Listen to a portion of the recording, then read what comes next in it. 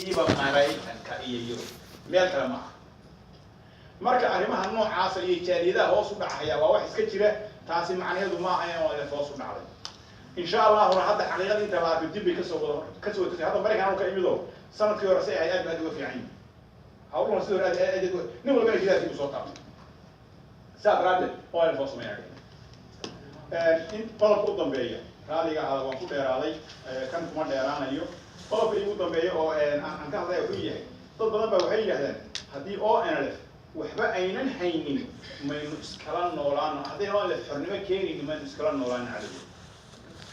aqoon-yahamiinta iyo nimanka ardada iyo dhalinyarada wax baranaysa waliba hadalka aan jecelahay aad iyo aad inay u dhageystaan waxa weeyaan taariikhda adduunkan lama hayo qolo istiitay oo noolaan lama hayo wadamadan aad joogtaan Kanada iyo Maraykanka dad baa degi jiray xagee jiraan maanta weerartay wadamadan la yiraahdo Liibiya iyo Masar iyo Ciraaq xilka